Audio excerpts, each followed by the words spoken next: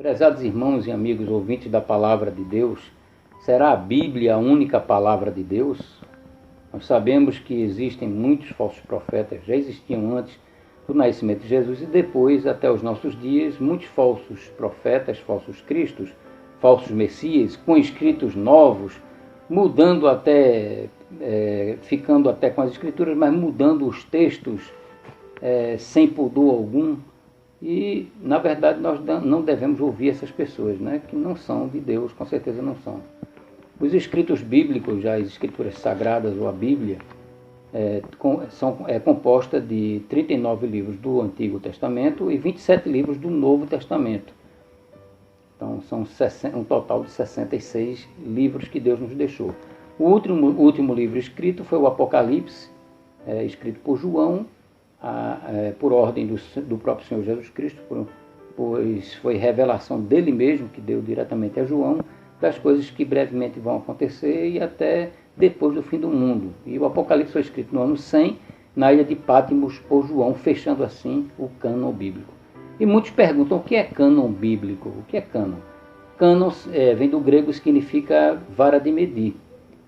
E o cânon bíblico é exatamente os 66 livros que foram compostos de 39 do Antigo Testamento e 27 livros do Novo Testamento. Nos primeiros séculos, eles estavam usando esses originais que são chamados de textos receptos, ou seja, textos recebidos de inspiração divina direto do próprio Deus, inspirados pelo Espírito Santo.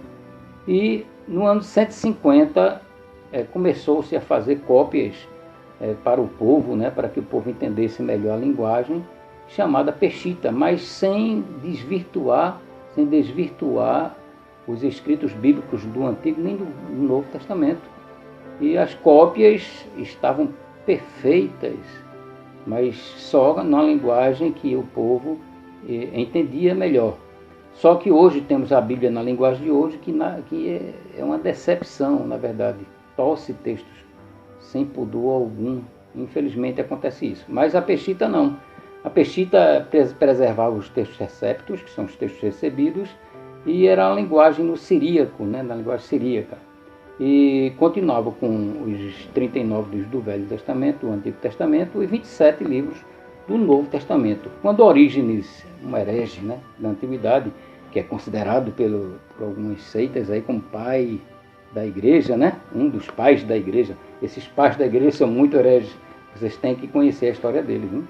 Esse Orígenes veio transferir-se da Alexandria para Cesareia, em 250 d.C. E as Peshitas, as cópias das Peshitas que existiam naquela época, ele tratou de corromper. Infelizmente aconteceu isso. Então, Orígenes era um herege da época, que é respeitado por muitas seitas por aí, como se fosse pai da igreja. Mas era um herege, não é apenas um herege. Houve também a Antiga Latina, não é a Vulgata Latina escrita por Jerônimo, é a Antiga Latina, que foi em 157 d.C., ou seja, 57 anos depois que o livro do Apocalipse foi escrito por João. Então, essa Antiga Latina eram cópias dos textos receptos, dos textos recebidos, com 39 livros do Velho Testamento e 27 livros do Novo Testamento, só que eram em latim.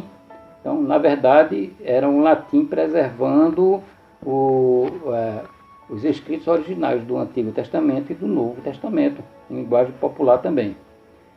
O bispo herege de Milão, né, na Itália, chamado Damaso, na época de 384 d.C., no ano 384, ou seja, depois que a Igreja Católica foi fundada por Constantino Magno, imperador romano, em 325 d.C., no Concílio de Nicéia, né, ele criou um cristianismo paralelo, que é a Igreja Católica Romana, por isso que é romana, porque veio do imperador romano Constantino Magno, que é o pai da Igreja Católica Romana, em 325 d.C., no Concílio de Nicéia. É isto mesmo, isto é história e ninguém pode apagar. Mesmo se inventarem outras mentiras, ninguém pode apagar a realidade da história.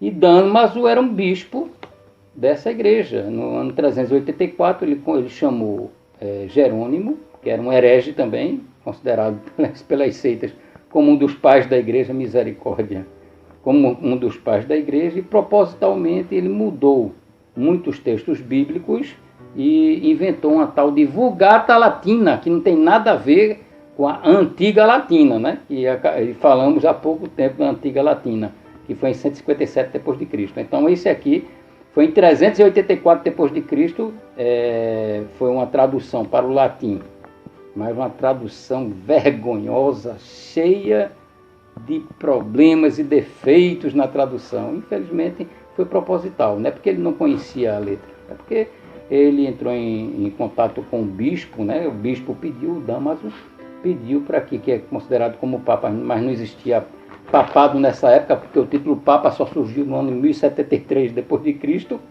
com o Papa Gregório, né? Então antes não existia Papa, ele era um bispo católico, a palavra bispo significa pastor, e era um bispo católico que pediu para o Jerônimo, que era um herege, traduzir a Bíblia para o latim. E ele fez de uma forma vergonhosa, né? E essa Vulgata Latina existe até hoje, infelizmente, existe até hoje. Em 1563 houve o Concílio de Trento, né, da Igreja Católica. No ano 31 de outubro de 1517, o ex-padre alemão Martinho Lutero, ele insurgiu-se contra os dogmas da Igreja Católica e afixou 95 teses na porta da Igreja Católica na Alemanha. E levantou-se contra o catolicismo e fundou ali uma organização chamada Protestantismo. O ex-padre católico, que era católico romano, chamado Martinho Lutero, no dia 31 de outubro de 1517. Por causa infelizmente para os católicos, né, da saída de muitos católicos da igreja, houve o Concílio de Trento em 1563, que foi o final já, o último ano do Concílio de Trento, e eles decidiram fazer algumas alterações, algumas modificações. Naquele tempo já existiam muitos apócrifos. Apócrifos eram livros que não eram de revelação divina. Podia ter até sido escrito por servos de Deus, né, como crentes hoje, ou pastores escrevem livros aí, mas não podem ser incluídos no cânon, porque não tem inspiração direta de Deus. Então, tem iluminação, talvez, em algumas partes, mas de 100% não. Não pode ser incluído no cânon bíblico de jeito nenhum. E em 1563, até 1563, no Concílio de Trento, a Igreja Católica não aceitava os apócrifos. Quando foi em 1563, decidiram incluir os livros de Tobias, Judite, 1 Macabeus, 2 Macabeus, Sabedoria, Eclesiástico, Baruque. Né? Então são 7 livros que incluíram Tobias, Judite, 1 Macabeus, 2 Macabeus, Sabedoria, Eclesiástico, não é Eclesiastes não, viu? Eclesiástico e Baruque. Só que uma coisa interessante, o livro de Macabeus, Deus está pedindo, no capítulo 15, versículo 38, do segundo livro de Macabeus, está pedindo perdão, coisa parecida. Ele disse, se está bem ou como convém a história, isso é que eu desejo. Mas se é vulgar ou medíocre, eu não pude fazer melhor. Como é que pode Deus, dizendo que a sua palavra pode ser vulgar e medíocre? Ele está bem claro que, que não é uma palavra de Deus, né? Deus não fala dessa forma. Em Baruque, capítulo 6, é muito bom, porque combate completamente a idolatria. Eu aconselho os católicos a lerem Baruque, capítulo 6, que é um capítulo muito bom para o católico, né?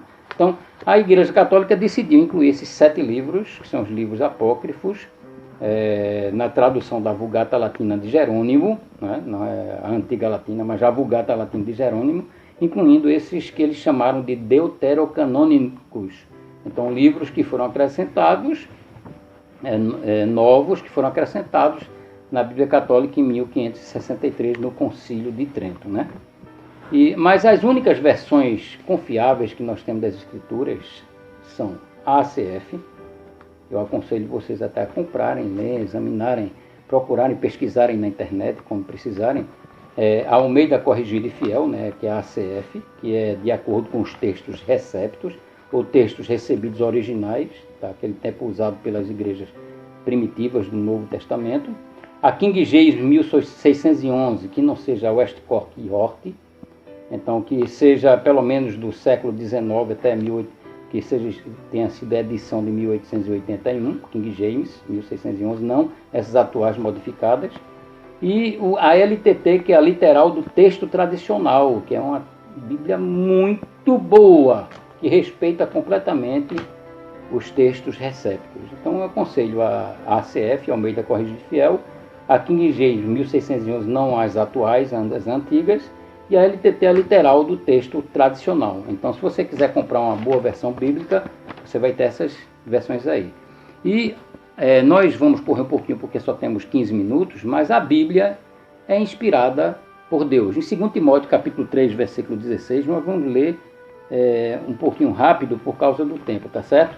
Em 2 Timóteo, capítulo 3, versículo 16, diz o seguinte: toda a Escritura é divinamente inspirada e proveitosa para ensinar, para repreender, para corrigir, para instruir em justiça, para que o homem de Deus seja perfeito e perfeitamente instruído para toda boa obra. Nós não precisamos de acréscimos às Escrituras. Ela é perfeita e completa. Ela já está completa, a Bíblia, né? Com 39 livros apenas no Antigo Testamento e 27 livros no Novo Testamento. Que passar disso é heresia, né? E em Mateus capítulo 22, versículo 29, o Senhor Jesus disse: errais, não conhecendo as Escrituras, que são essas aqui que ele deixou já registrado aqui com 66 livros apenas no fechamento do cânon, no ano 100, no livro do Apocalipse, não é? Então, errais não conhecendo as Escrituras nem o poder de Deus. As pessoas vão atrás de falsos profetas porque querem que nós temos o livro de Deus aqui conosco. Em 2 Pedro, no capítulo 3, versículos 15 e 16, o apóstolo Pedro, falando sobre os escritos de Paulo, ele diz o seguinte: e tendo por salvação a longanimidade de nosso Senhor, como também o nosso amado irmão Paulo vos escreveu, segundo a sabedoria que lhe foi dada, falando disto como em todas as suas epístolas, entre as quais há pontos difíceis de entender, que os indoutos inconstantes torcem igualmente as outras escrituras para a sua própria perdição. Quem torce as escrituras sagradas está perdido. Não sou eu que digo, é a própria Escritura Sagrada que diz isso. Em Salmos capítulo 119, versículo 11, o salmista diz: escondi, Senhor, a tua palavra no meu coração para não pecar contra ti. Oh, que coisa maravilhosa! Esconder não é colocar no cantinho e esquecer, não. É guardar com grande carinho e amor a palavra de Deus aqui, a Bíblia, no nosso coração, tudo que está escrito nela, né? Para não pecar contra o Senhor. E Hebreus capítulo 4, versículo 12, nós encontramos o escritor aos Hebreus escrevendo o seguinte, capítulo 4, versículo 12: porque a palavra de Deus é viva e eficaz, e mais penetrante do que a espada alguma de dois gumes, e penetra até a divisão da alma e do espírito, e das juntas e medulas, e é apta para discernir os pensamentos e intenções do coração.